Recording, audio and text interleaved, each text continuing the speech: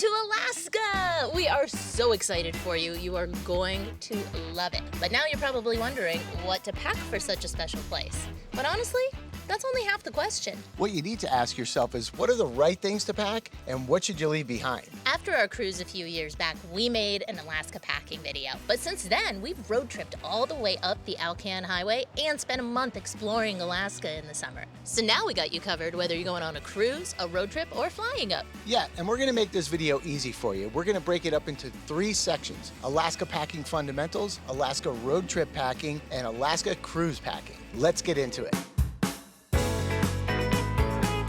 Alaska is rugged, outdoorsy, and often wet. It's home to the world's largest intact temperate rainforest. You're gonna be walking, hiking, and dealing with unpredictable weather. So packing practical is way more important than packing stylish. Rain gear is absolutely essential. Jackets, umbrellas, even ponchos. And if you're bringing a backpack or day bag, which we highly recommend, you should also bring some sort of rain covering for that too. You'll use a day bag constantly for glacier tours, hiking, fishing trips, so it needs to handle the weather. Before we continue, we just want to say that most packing lists are pretty much the same. I mean, you're always going to pack your basics and your essentials, and then it's just a matter of those few items that are really going to make the difference in each location. So this isn't a giant checklist. We're assuming you already know to pack your underwear and toothbrush. So instead, we're going to try to focus on the things that will really make this Alaska trip exactly what you're hoping for. And one of the things we almost didn't bring ended up being the most important. Yeah. Alaska weather is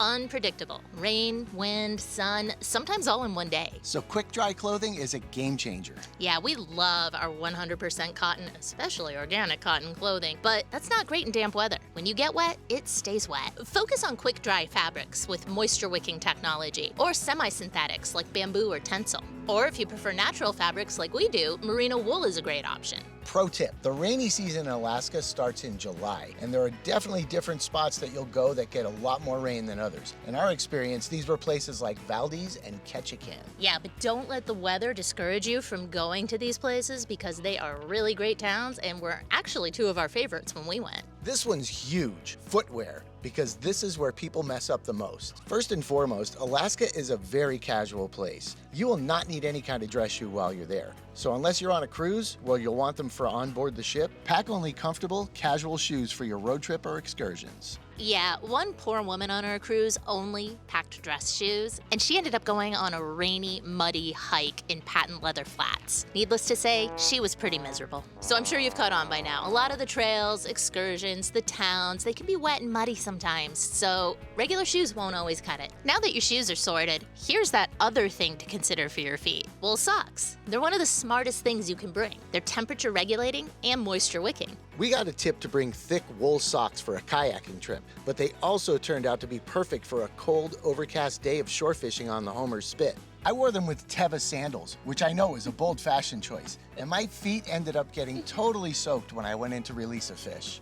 But even though it was cold at first, my feet gradually warmed up and the socks actually started drying while I was still wearing them. Yeah, all things considered, they were the perfect option. Now I know everybody says pack layers, it's on every single packing list, but honestly, it is the best advice you can give for people traveling, and it is especially true for Alaska. You're gonna experience all 4 seasons there, probably in 1 week. We were there during summer both times we visited, and we barely wore shorts at all. Pants and layers were comfortable the entire time, despite the weather approaching 80 degrees on a couple of days. Now, bear in mind, we are from Southern California, so if you're coming from a more northern climate to begin with, you might be ready to put those shorts on a little faster than we are. But even in the summer, it can get cold. In particular, we found this in Valdez because it tends to be foggy and rainy more than other places like Anchorage or the Kenai Peninsula. And it gets even colder when you go out on the open water, like on glacier and wildlife cruises. So bring a warm jacket, hat, scarf, gloves, and even base layers if you tend to get cold. Most places in Alaska accept cards and electronic payments, but there are a couple stops you might want to make that only take cash. Our favorite was in Talkeetna at the Talkeetna Spinach Bread food truck. We're so glad we were prepared so we could enjoy the food that we made a special trip to this town for. In short, having some cash was helpful. Binoculars are a must. There's wildlife everywhere, but you'll want to keep a safe distance.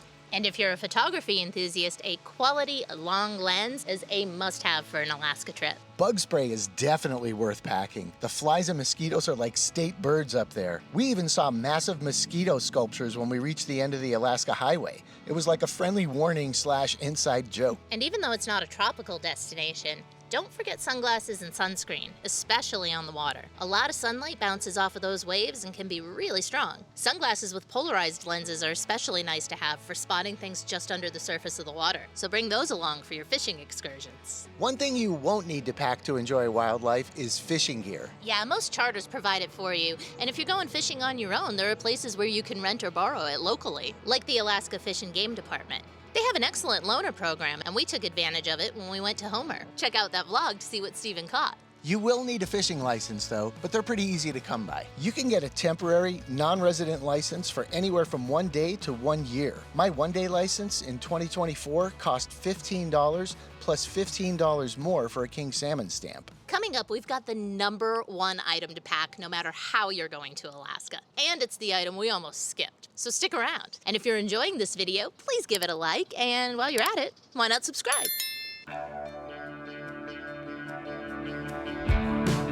If you're driving to Alaska or road tripping while you're there, there are a few things we learned from driving the entire Alaska Highway that make a huge difference. The first thing you should pack if you're driving the Alcan Highway is definitely the milepost book. And if you can get your hands on it, try to get the most current version from whatever year you're going. It's one of the most useful resources for planning the Alcan Highway and driving through Alaska. We'll link it in the description and pin it in the comments. It's that important. You'll want to be prepared for long stretches without cell service. So definitely download your maps, playlists, podcasts, and anything you might need offline. Basic safety is key too. A first aid kit, a good spare tire, a tire repair kit, and Fix-A-Flat are all worth having. And even something like a satellite phone if you want that extra security, and you've got the budget for one. Now, we don't like to pack just-in-case items. Keep it lean, take only what you know you'll need. But we're breaking our rule this time. There is one thing you definitely want to pack for your road trip, and that is bear spray. We hope you won't need it, though. You can never be too prepared. If you're on a hike in bear country, your guides are going to have this covered.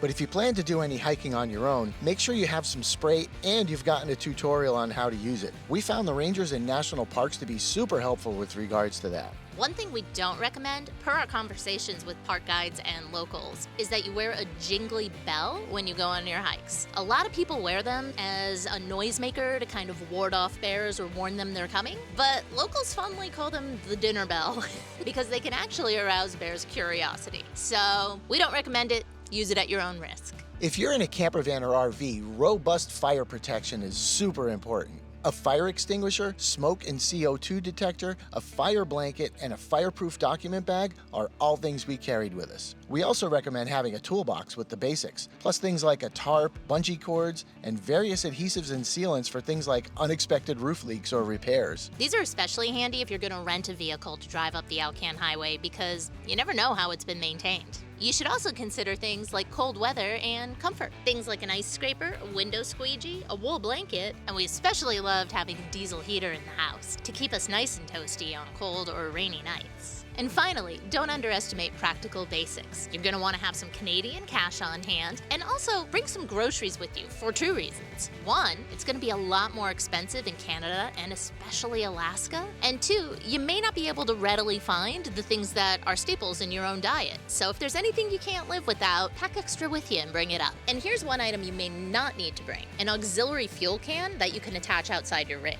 Other videos we watched prior to our trip had us convinced we had to have these, but we ran into problems getting them while we were on the road a few months before heading north. So we decided to take our chances without them, and it turned out that gas stations weren't as spread out as we'd expected, and we were completely fine. Of course, please take your own vehicle's fuel consumption into consideration. We realize that some larger RVs do get very few miles to the gallon, and these might actually be good for you to have. So in that case, feel free to ignore this advice.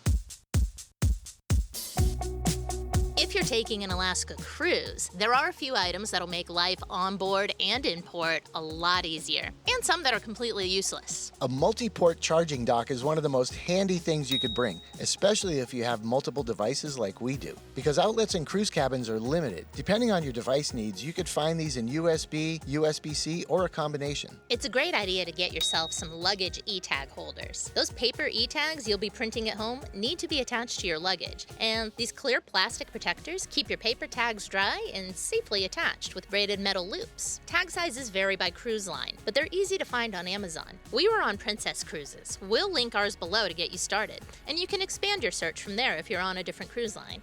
This is so obvious, but a reusable water bottle is great to have for walking around the ship, taking on excursions, and just generally cutting down on plastic consumption. Because, come on, it's 2026. And we know we said this before in general, but also on a cruise. Cash is very helpful to have on hand, so make sure you bring some with you. It's great for tipping your crew and for using import at some of the local shops. And one fun optional item you can pack is walkie-talkies. Some people use them on board to stay connected, and they also come in handy in the wild if you have no cell service. Here are those restricted items you should not pack for your cruise. Surge protectors, irons, steamers, alcoholic beverages are all most likely prohibited. Do your research and see what your specific cruise line's rules are. Don't bother packing towels or a blow dryer either. Those are provided. Oh, and bear spray, totally prohibited on board. Also, if you like to fly a drone, be sure to check your cruise line's policy on those, because last we checked, many don't allow them, and some might even confiscate it for the duration of the cruise. And finally, the number one thing you should bring on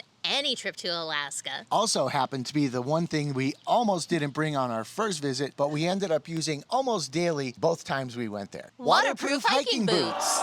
We pretty much alluded to this before, but this was the absolute must-have item of both of our trips to Alaska. We literally decided to buy some just in case, breaking our own rule, the day before our cruise. And we are so glad we did, especially in Ketchikan. That's our list of what you should pack and what you shouldn't pack for your unforgettable trip to Alaska. Let us know in the comments if there's anything you would add to the list. We linked to as many of these items as we could in the description below, so just click on down there to find whatever you're looking for. Thank you so much for watching, you guys. See you next time.